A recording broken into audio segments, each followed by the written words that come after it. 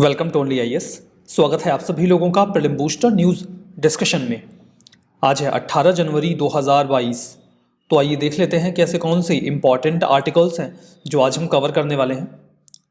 हमारा first article गोट head योगिनी के बारे में है।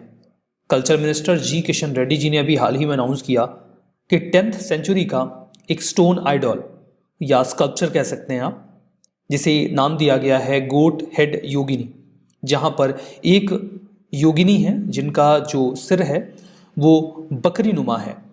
उन्हें इलीगली रिमूव किया गया था उत्तर प्रदेश के बांदा डिस्ट्रिक्ट के लुखारी में स्थित एक टेम्पल से। अभी उत्तर प्रदेश को ये रिटर्न किया जा रहा है। कहाँ पाया गया, कैसे पाया गया, ये कहानी आपको जाननी चाहिए। देखिए, गोट हेडेड योगिनी ये 10th सेंचुरी का एक स्टोन आइडॉल है, एक स्कल्पचर है जिसमें जो योगिनी है उनका सिर बकरी का है। ओरिजिनली ये ग्रुप ऑफ स्टोन जो डेटीज़ हैं उनसे बिलोंग करता है, जो बेसिकली सैंडस्टोन से बनाए गए हैं और लुखारी टेम्पल में इंस्टॉल किए गए थे। आइडोल को रिमूव किया गया था इलीगल तरीके से लुखारी के टेम्पल में 1980s में। ऐसी मान्यता है कि 1980 के दौरान इसे वहाँ से निकाल लिया गया था। फर्दर जो स्कल्पचर है वो ब्रीफली 1988 में लंदन के आर्ट मार्केट में देखा गया, जिससे ये पता चला कि इसे इलीगली बेच दिया गया और उसके माध्यम से ही ये लंदन पहुंचा। अक्टूबर 2021 में एक बार फिर से आइडॉल को लंदन में डिस्कवर किया गया और इस बार ये अथॉरिटीज़ के हाथ लग गया और उन्होंने इसे archaeological survey of India new Delhi को रिटर्न कर दिया। अब आर्कियोलॉजिकल सर्वे ऑफ इंडिया के जो भी अथॉरिटीज़ हैं वो इसे उत्तर प्रदेश को वापस कर रहे हैं। योगिनीज की अगर आप बात करें तो योगिनीज बेसिकली पावरफुल फीमेल डिविनिटीज़ यानी कि देवियाँ होती हैं जो तांत्रिक मोड ऑफ वर्शिप से बिलोंग करती हैं। ये बेसिकली ग्रुप में वर्शिप की जाती हैं, जैसे कि 64 का ग्रुप। यहाँ से आपको कुछ याद आ रहा होगा, 64 योगिनी मंदिर, वो बेसिकली 64 योगिनी को डेडिकेटेड है। तो आप बताइए कि ये जो टेम्पल है, जो 64 योगिनी टेम्पल है, जो कि 64 योगिनी इस नाम पर ही रखा गया है, ये कहाँ पर लोकेटेड है? ये सवाल मैं आपके लिए छोड़ता हूँ, जिसका जवाब आपको कमेंट बॉक्स में देना है कि 64 योगिनी मंदिर कहाँ पर सिचुएटेड है। हमारा next article design linked incentive for semiconductors के बारे में है। देखिए, टेक के फील्ड में या सेमीकंडक्टर्स का ये जो पूरा फील्ड है, इसमें इंडिया काफ़ी डिसएडवांटेज कंडीशन में है। इसकी वजह से हम लार्जली इन आइटम्स को इंपोर्ट करते हैं चाइना से और ये हमारे ट्रेड डेफिसिट को भी कॉज करता है। Ministry of electronics and information technology ने अभी हाल ही में इनवाइट किए हैं एप्लीकेशंस 100 डोमेस्टिक कंपनीज़ के जो भारत से बिलोंग करती हैं। उनमें micro small and medium enterprises MSMEs भी शामिल हैं। इनफैक्ट स्टार्टअप्स भी इसका हिस्सा हो सकते हैं। अगर वो एलिजिबल पाए गए तो उन्हें मिलेगा incentive, design linked incentive scheme के अंडर में। इसके माध्यम से हम कम से कम 20 डोमेस्टिक कंपनीज़ को नर्चर करेंगे जो सेमीकंडक्टर के डिज़ाइंस को बना रहे हैं और कोशिश की जाएगी कि आने वाले 5 सालों में जो उनका टर्नओवर है वो 1500 करोड़ के ऊपर चला जाए। नोडल एजेंसी इसके लिए है CDAC, centre for development of advance computing.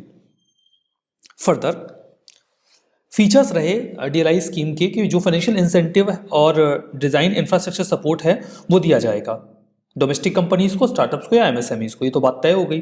जो इंसेंटिव्स हैं वो अलग अलग स्टेजेस के लिए दिए जाएंगे, जैसे कि वो सेमीकंडक्टर का डिज़ाइन तैयार कर रहे हैं या फिर इंटीग्रेटेड सर्किट बना रहे हैं या इंटीग्रेटेड सर्किट बनाने के लिए सेमीकंडक्टर का डिज़ाइन बना रहे हैं। Further chipset, system on chip, system and IP core, semiconductor link design, इन सभी को 5 सालों के लिए इंसेंटिवाइज किया जाएगा। DLI स्कीम के बेसिकली 3 कॉम्पोनेंट हैं। पहला है चिप डिज़ाइन इंफ्रा सपोर्ट। इसमें चिप को डिज़ाइन करने के लिए जो भी इंफ्रास्ट्रक्चर रिक्वायर्ड होता है उसके लिए सपोर्ट दिया जाएगा। CDAC ही ये सपोर्ट देगा ताकि state of art design infra तैयार किया जा सके जो सबसे एडवांस हो। Further product design linked incentive इसका दूसरा कंपोनेंट है।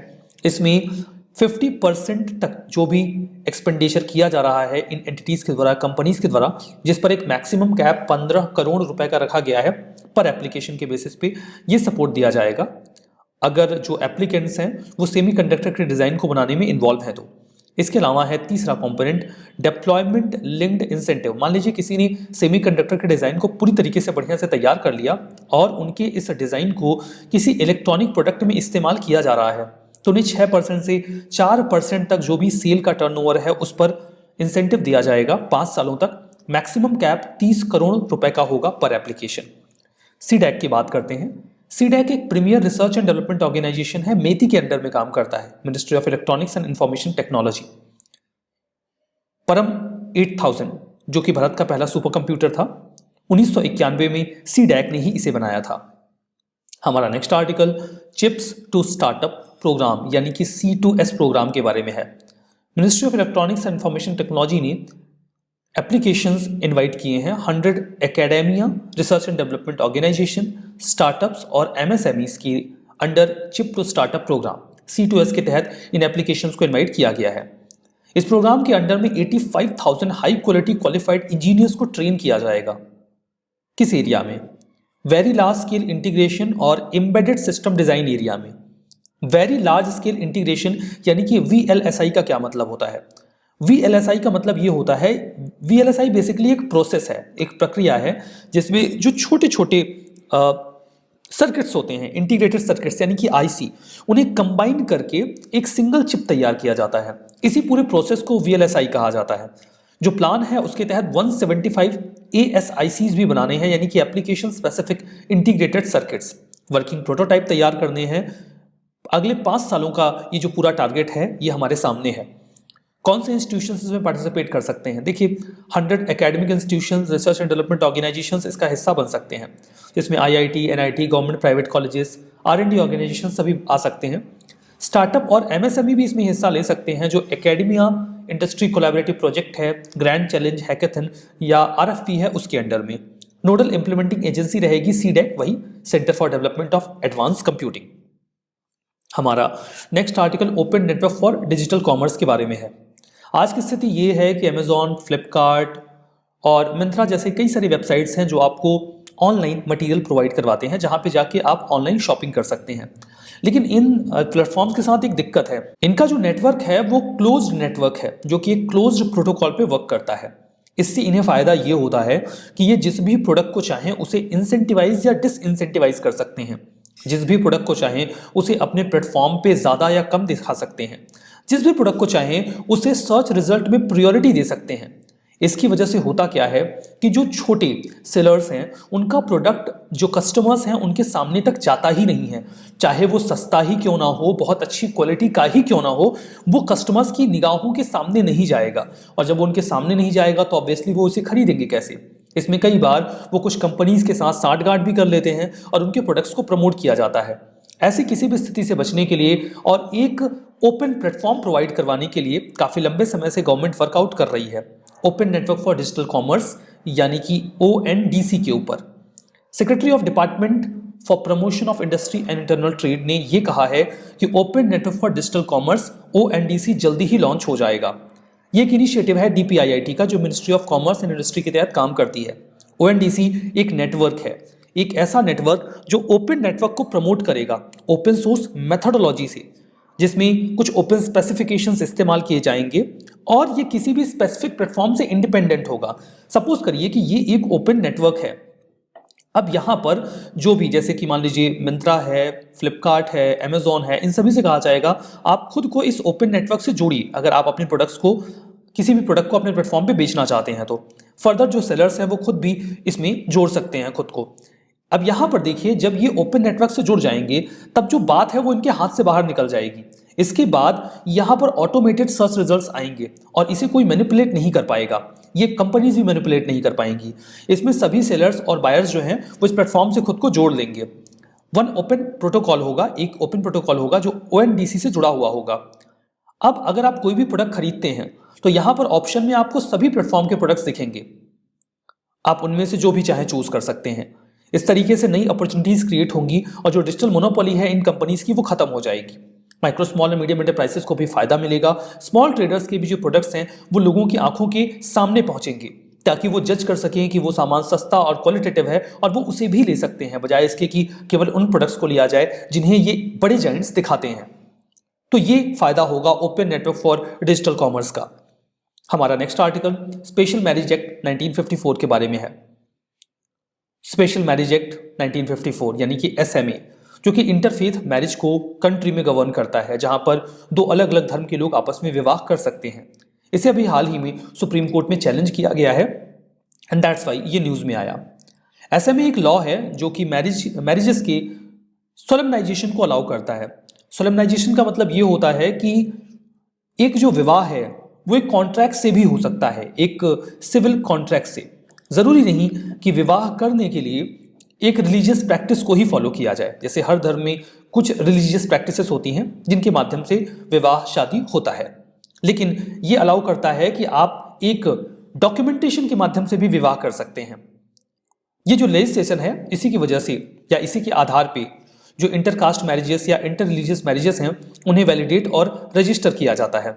ये अलाउ करता है दो इंडिविजुअल्स को कि वो एक सिविल कॉन्ट्रैक्ट के माध्यम से आपस में विवाह कर सकते हैं, जिसे आप आम बोलचाल की भाषा में कोर्ट मैरिज कहते हैं।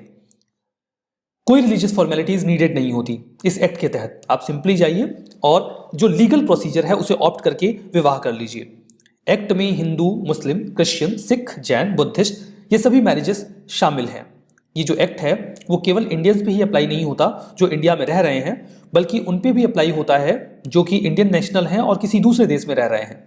जो SMA है वो प्रॉपर प्रोसीजर बताता है कि मैरिजेस को कैसे रजिस्टर किया जा सकता है। इसके तहत सपोज करिए कि दो इंडिविजुअल्स हैं A और B, एक लड़का एक लड़की, वो आपस में विवाह करना चाहते हैं तो उन्हें जाना होगा मैरिज ऑफिसर के पास एक जिले के। इसमें एक प्री कंडीशन है कि जिस भी जिले के मैरिज ऑफिसर के पास विवाह के लिए जाया जा रहा है उनमें से एक पार्टी कम से कम उस जिले में कम से कम 30 दिन से जरूर रह रहे हों, मतलब 1 महीने से। तो अब वो जो कहते हैं ना पूरे जोश में कि भाग के शादी कर लेंगे, तो भाग के सिर्फ शादी नहीं हो पाएगी। अगर भाग के शादी करनी है तो उस पर भाग के 1 महीने रहने की व्यवस्था कर लीजिए, उसके बाद शादी होगी, ठीक है? क्योंकि 30 दिन का प्रोसीजर होता है। 30 दिन आपको उस जगह पे रहना होगा कम से कम एक इंडिविजुअल को, अगर आप अपने डिस्ट्रिक्ट के बाहर जा रहे हैं तो, और उसके बाद आप शादी कर सकते हैं। खुद के डिस्ट्रिक्ट में है तब कोई समस्या नहीं है, फिर तो आपका वहाँ पे घर ही है।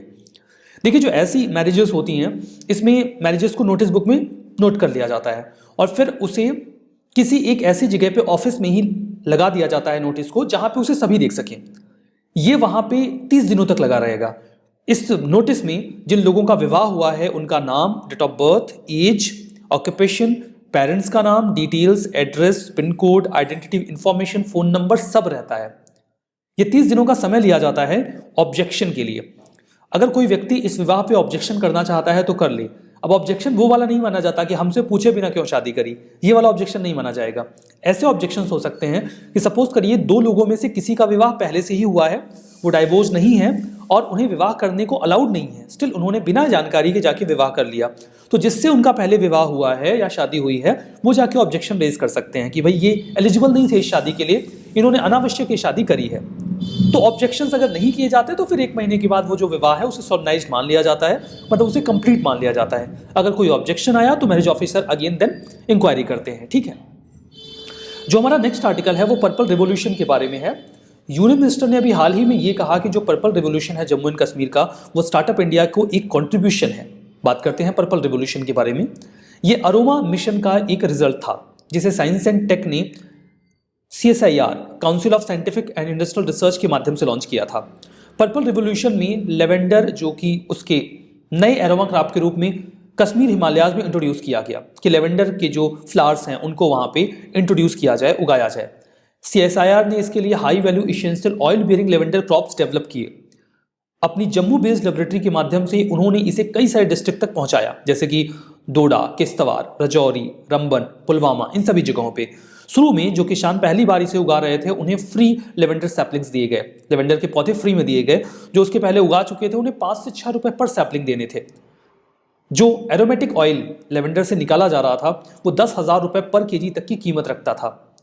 इसमें IIM जम्मू की मदद से वो अपने प्रोडक्ट्स को बेच सकते थे। अभी देखिए एट प्रेजेंट ये केवल जम्मू एंड कश्मीर में ही लार्ज स्केल पे उगाया जाता है, लेकिन हिमाचल प्रदेश, अरुणाचल प्रदेश और उत्तराखंड के जो फार्मर्स हैं उन्हें भी इंकरेज किया जा रहा है कि वो लेवेंडर उगाएं। हमारा next article national startup award 2021 के बारे में है। Union minister of commerce and industry ने अभी हाल ही में 2nd एडिशन जो इस अवार्ड का था उसे प्रेजेंट किया। इसके जरिए हम ऐसे स्टार्टअप्स को रिकॉग्नाइज करते हैं जिन्होंने आउटस्टैंडिंग कंट्रीब्यूशन दिया है स्टार्टअप इकोसिस्टम में।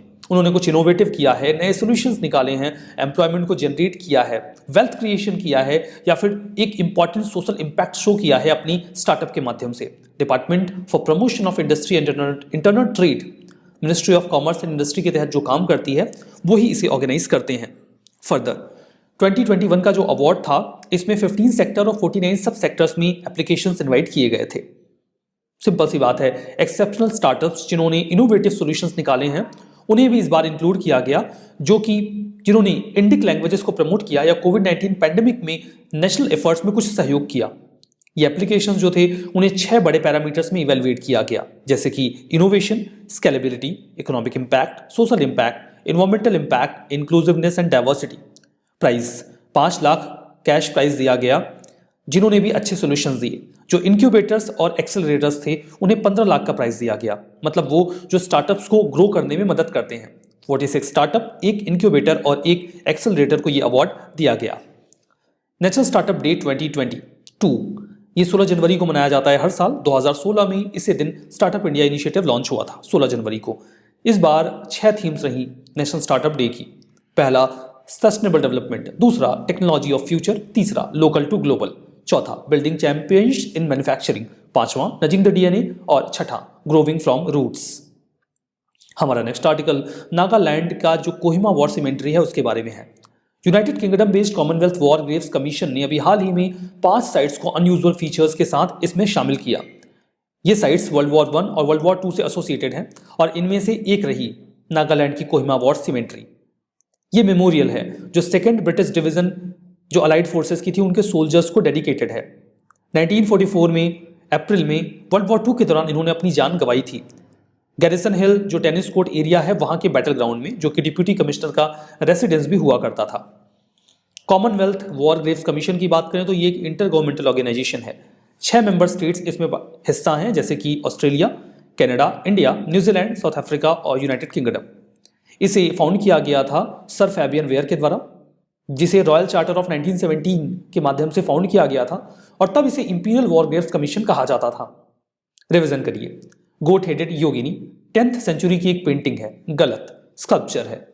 Open network for digital commerce, सभी सेलर बायर्स प्लेटफॉर्म पे जुड़ सकते हैं। ओपन प्रोटोकॉल होगा जो ONDC से कनेक्ट हो जाएगा, that's true. Special marriage act 1954, 2 individuals अपने विवाह को सिविल कॉन्ट्रैक्ट के माध्यम से कंप्लीट कर सकते हैं, that's true. Purple revolution aroma mission के अंडर में आया, जिसे मिनिस्ट्री ऑफ एग्रीकल्चर ने लॉन्च किया था, गलत, ministry of science and tech का इनिशिएटिव था। Commonwealth war graves commission members हैं पाकिस्तान, इंडिया, पाकिस्तान तो नहीं है, तो ये तो वैसे ही गलत हो गया। तो चलिए ये सेशन यहीं पर समाप्त होगा। सेशन की PDF ओनली आयर्स के टेलीग्राम चैनल पे मिलेगी, उसे ज्वाइन करिएगा और PDF डाउनलोड करके रिवीजन करिएगा।